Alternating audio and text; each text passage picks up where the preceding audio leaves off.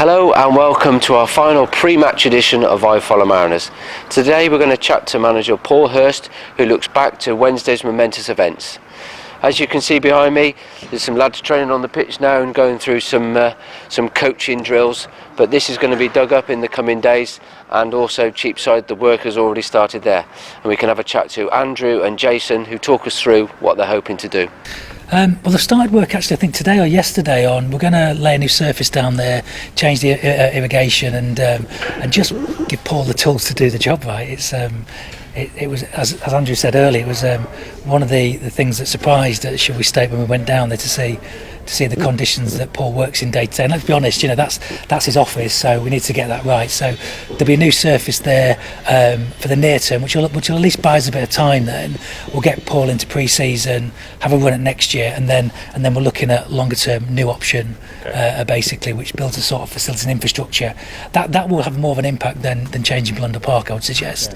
Given the office and the facilities and the infrastructure to attract players, to maintain a professional atmosphere and give them the infrastructure to do the job. So near term we've got Philip in terms of the playing surface and a bit of kit that we're going to buy. Then long term we probably need an alternative. Okay. Might that be out of town? Because I know that Barrow train out of town. No, I mean that was a rumour I think on. Everything we want to do is about enriching the local community. If we've committed to helping and improving the town, building something or putting money in the pockets of people in another town make no sense for us. So it would definitely be in the town. And again, we've got good relationships with Rob and the local council where we'll look at an alternative. But no, 100% it'll be in the town. Yeah. Thank you for that, Jason, Andrew, and now let's talk to manager Paul Hurst, who looks ahead to tomorrow's clash against Cambridge and also gives his thoughts on pre-season. Positive is the overriding feeling, and that might sound strange having the disappointment of relegation, but I think it's a new start, and I think there's a lot of reasons to be optimistic. So kind of strange, like I said, to be feeling that way in a sense, but pleased that I am. And ultimately, one game to go, but the conversation, dialogue's picked up, and I'm sure we'll continue to do so in the coming weeks and months as we prepare for next season. You were there on Wednesday speaking to the new owners. What kind of things were you discussing?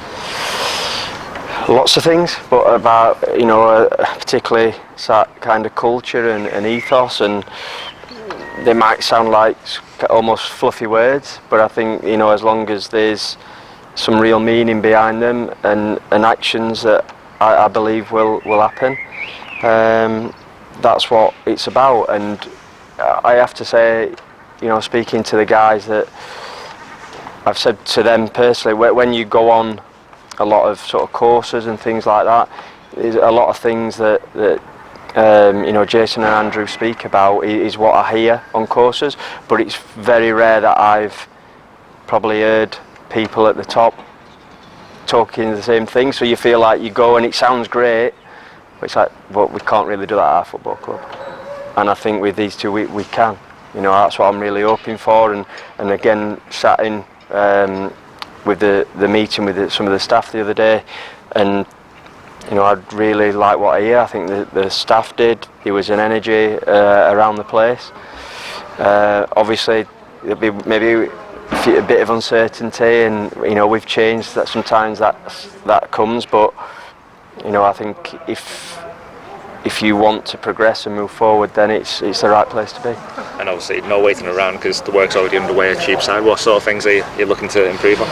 With the playing surface, first and foremost, tidying the area up generally. We're looking into, perhaps creating a little bit more space up there, and then it'll be ultimately what can we get, what can we do, and then to kind of configure that. Because it's quite a tight sort of area, with more people will be there next season, fingers crossed, with obviously COVID. At the minute, since I've been back at the club, it's been kind of sort of rotated and scheduled, so we're not all there at the same time realistically. So that hopefully, again, the biggest thing in general is the surface, which needs improving, as Blundell Park is, which work will start on that as well. And was it a kind of joint call to start on it immediately, even before the season's finished? I think we'd been talking about that. Yeah, we just flipped it around a little bit. Said, we can train here the last week. We trained a couple of days here, and work can start at Cheapside. So that made sense. And Keane, you want the work done as soon as possible, because certainly the training ground, we need to be on that when we return for pre-season.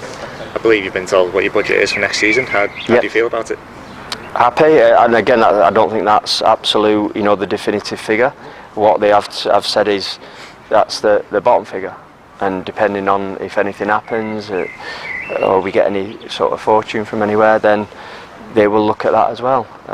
So I'm pleased about that. It gives me an idea. I can play around with figures and try to work out roughly what we can pay people, and I'm happy with what they've said, and I'll try and get to work with it.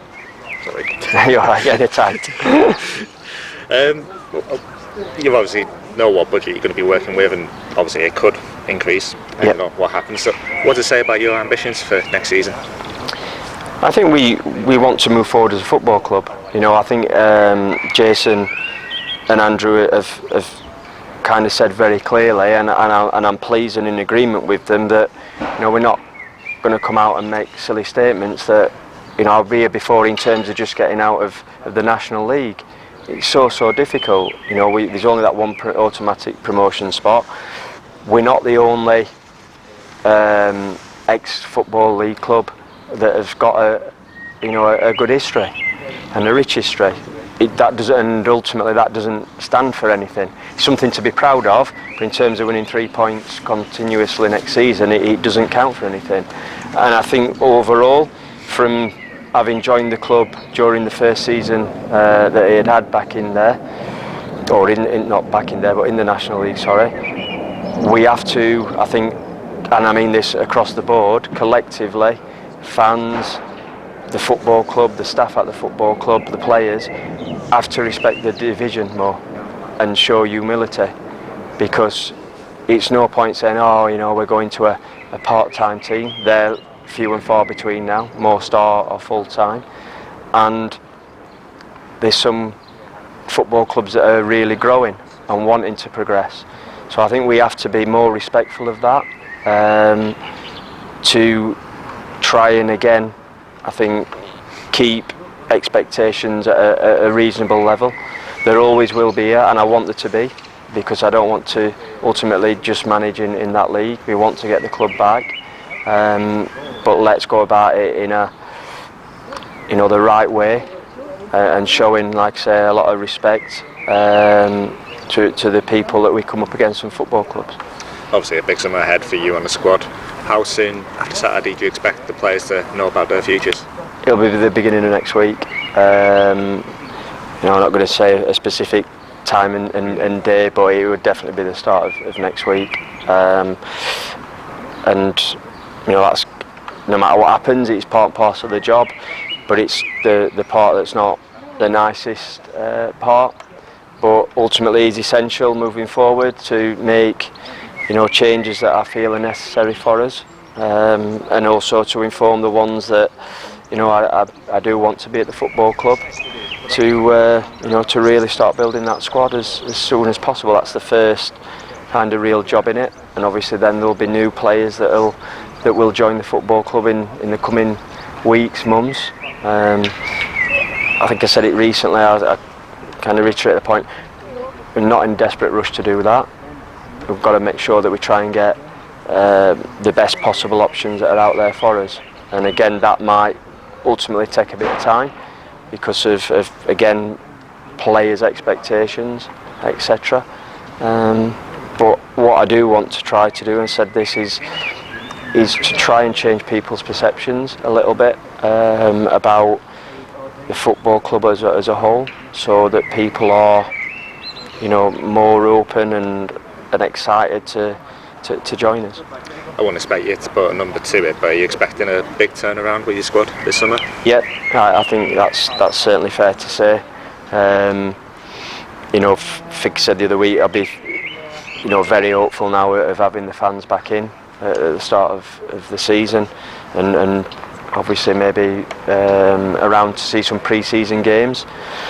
And I think we're hoping that whether it's straight away, whether they take a punt or they watch a few games and then like the look of some of the new players, that they'll be getting some new names on the back of shirts, added to some lads that have been around longer as well.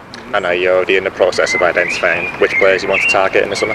Yeah, that's been going on for some time, but I think the start of the week, certainly I spent quite a bit of time watching National League games, and a lot just to try and look at the level and what's happening, but also with an eye on maybe a couple of players as well. So that, like I said, you're always kind of planning forwards anyway. Some things are maybe can go across if we'd have stayed in the league, and some things change. But as I said, from the Exeter game onwards, we know where we're at, and we plan accordingly. You've obviously got your 3 young players that you've offered pro contracts to. Yeah. Is there any update on them at all? No, not at present. I think once the Saturday's out of the way, that will sort of come to a head there.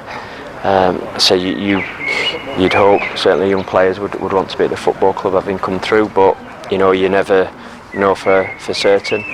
But that'll be resolved soon.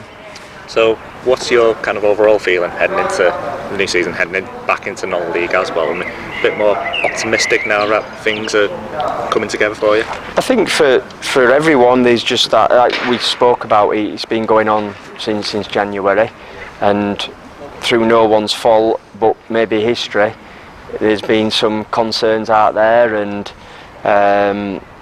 question marks about whether it would actually happen, and there's a twist in the story with Tom Shoots dropping out, but Jason and Andrew have certainly stuck to their word. They've seen it through, and speaking to the other day, I said they must be excited about it, and I think while they are, there's, I think with both of them, we spoke about being successful, and now there's that ambition to get on with the job.